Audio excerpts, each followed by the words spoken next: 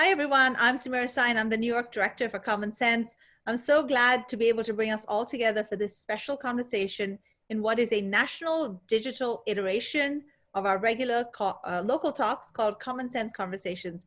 We've created this series of conversations this season, tapping experts who will offer advice and guidelines for families and educators. We're all virtual these days, and as parents and schools look to the summer, we're joined by Dr. Amy Shah, who's going to talk about what she does, but she's also a mother to a tween daughter. So Amy, could you introduce yourself? Thank you, Samira, and thank you for having me. It's a pleasure to be here. My name is Amy Shah. I'm a minimally invasive and robotics surgeon in New York City, and I'm a mother of a tween girl.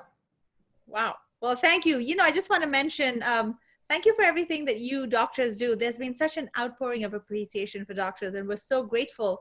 And I know you live in New York City. It's right behind you. Every night at 7 o'clock, there's such an outpouring of affection from the entire city. How do you and your colleagues feel when you hear that? It's emotional and it's humbling, and it is very, very nice. And it's nice for all of us, and it's nice for our families. So thank you, New York, for showing us the appreciation. Well, you guys definitely deserve it. So Dr. Shah, Amy, as I'm going to call you, as parents and educators, how should we access and assess all the science-based information so that we can keep our children and our communities healthy? That's a really good question. There's a lot of information coming at all of us from a lot of different places and a lot of different formats, and a lot of it in abbreviated formats, a lot of it synthesized. But I would really recommend listen to the experts. Science is a difficult field, and it's a technical field. And there are people who are talking to the public who've been preparing for this their whole lives. Listen to the experts, and then if you have the inclination, challenge yourself to go to the source material. So if somebody on TV mentions, for example, a recent study about how COVID can be transmitted, they will cite an article. Go to it and try to really listen to experts and go to source material as much as you can. And that way you'll get the purest information, which is the most powerful thing right now. That's a really good point. It's like, don't look for the short soundbite or the immediate information. Go to the source. That's what you're saying, right? Just go deep. Okay, so what guidelines do you follow as a parent and a medical professional to keep your family safe? As you move between, the home and the hospital environment, what steps do you follow? Because we'd love to hear from you. So as a surgeon, I'm well versed in what we call sterile technique. How do you not transmit normal virus and bacteria that's all around us to our patient, right? We've all seen the video, the TV shows with the surgeons and the way we scrub our hands and put on our masks. And there's a point to that ritual. Mm-hmm. So, and you can teach kids this and you can make it kind of fun, but the basic principle is clean can touch clean, dirty can touch dirty, and there are zones. So we know this virus comes in through our eyes, nose, and mouth. That needs to be the cleanest zone. Right. So what I've done in my house, which works, is I've essentially created a little table right at the front door, a little hot zone, if you will. Mm-hmm. And so when we come in, the first thing we do is we take off our shoes, right? Now that's pretty dirty. That's our feet. Right? So then you want to wash your hands, or what we call hand hygiene. So wash your hands, sanitize your hands.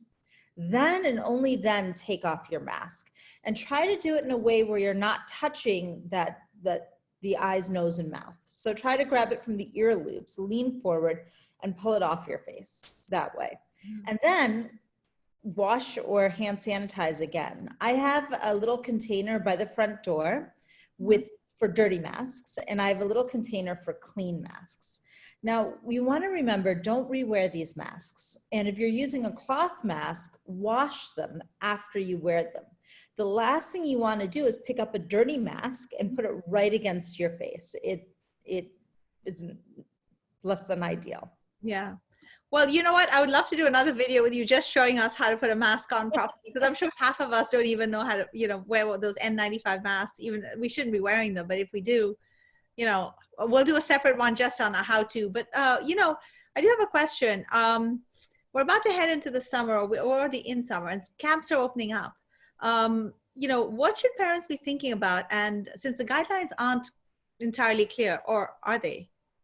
No, the guidelines are pretty, you have to realize that our country is very, very large Mhm. and every community is different. And every family is in a very, very different situation as well.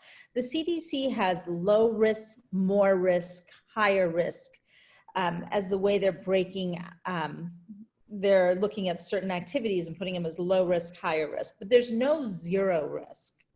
And that can be scary, but what I would recommend is each family take a good look at their own situation. And again, reach to the experts in your life, talk to your child's pediatrician, and then also talk to the doctor of the highest risk family member and say, hey, what are the risks? And try to put together a picture for what it works for your family. There are families out there that need camp. The parents have to work and the child needs to be somewhere. If that's the case, I would I would look carefully at the CDC guidelines. Is this camp able to do social distancing? Is it mostly outdoors, which we know is a little safer? Is it something that lends itself naturally to social distancing like tennis? And then really ask them questions about hand hygiene, bathrooms, how these kids are going to eat. And then also look at your own family situation, what your child needs. Without camp, will they be abjectly alone for the whole of the summer? Is there a very high risk member of your family that you need to take in consideration? And what are your other options? And it's a lot more work and thought this year than normally. We just look at what's fun, what's affordable. But it's essentially creating a family plan. We talk about managing this virus in a way to make the community safe, and the first unit is your family. That's right. So I think what you're saying is, I mean, there's no one size fits all. Every person, every individual really has to look at their own, what are the most vulnerable people in their family, and then make their own decisions. But you're saying there's a certain broad set of guidelines. I think you've been pretty great about sharing those. So I'll move on to the next question. You're a frontline doctor, you're a mom to a child. What are your guidelines around media balance? Because there's kids are home, they're virtual, and you're out. So what do you say to your child about using media and technology? So this is an interesting take from a person. I'm a robotic surgeon. I work in technology, and before the COVID crisis, I was very anti-technology and anti-screen. And since this new normal has come up, I am realizing that technology if managed well, can be very powerful. And shouldn't be, and at least I think maybe that I summarily dismissed some of its potential upsides. But at this point, we have the family contract with technology use. I do monitor the sites, but I am encouraging more use of technology for socialization because that's the only option right now. That's true. They have to see their grandparents, their friends, their cousins, Well, okay. So another really good question, and you make great points there, is, what are the 3 to 5 habits that we need to teach our children right now? You're a surgeon, you have a obviously a very strong way of like getting set for surgery. And so I feel like right now we should all be learning those habits because it'll keep us safe and some of us alive. So what do you do to just, what should we take away from this time that'll always stay with us and help us and our children as families? I think overall, for all of us, realizing that every generation has something that they have had to deal with, have had to overcome, whether it be a war, a depression, and it's an inflection point. And having the child feel like they have some agency, they realize it's an inflection point, and maybe they can work towards making it better for people who are less fortunate than they are, or maybe working towards ending this sooner, or ending up at a better place than we started. I think that's really important. But on a day-to-day basis, what are things that we can do? I would go back to listen to the experts, challenge yourself, and maybe they'll develop this as a lifelong habit, but when somebody cites them information, they go to the source and say, hey, listen, they just quoted that medical study saying I should do this. I'm going to develop this habit of going back to that study and taking a look at it and saying, did they really say do this? Yeah. Um, We are touching on a lot of like several important things. One is just how to be hygienic for life. And the other is developing agency to help community. Like, for example, you know, like teaching a child that there's something bigger than you out there. So sew some masks, or, you know, be a better sibling, and take on some of that responsibility. And then I think you're saying something along the lines of, you know, understanding where the information is coming from as our kids spend more time online, and they're getting information thrown at them. You're saying teach your children right now to critically assess it and go back to the sources.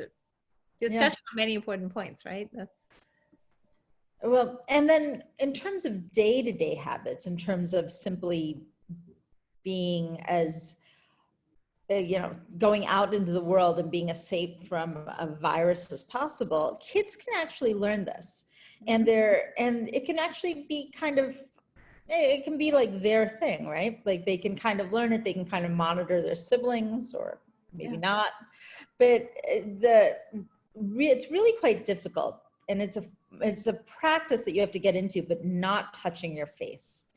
They simply, it's a habit that we all need to get rid of, but we need to not touch our eyes or our nose or our mouth. And for a lot of parents, it might be easier not giving food while walking down the street, especially in New York, because that's hard to manage without touching your mouth. Being in the habit of washing your hands for 20 seconds. We talked about technology. I found a smart speaker helps for that, because 20 seconds, it's a long time. So having a timer saying, you know, give me a 20-second timer, because you really have to do it for that amount of time to get the benefit. Explain that to me. Why? Okay, why is 20 seconds the magic number? We all have these songs, we sing it. I've taught my kids that, but why 20 seconds? That's the amount of time it takes rubbing the soap around to kill most of the germs on your hands. But you really have to go all the way? Like, you have to like go so that's an interesting question. In surgery, the fingers, the hands are most sterile, and then your wrists and your arms. But you know, when we operate, we can put that much of our hands into the operating field, so it needs to be most sterile.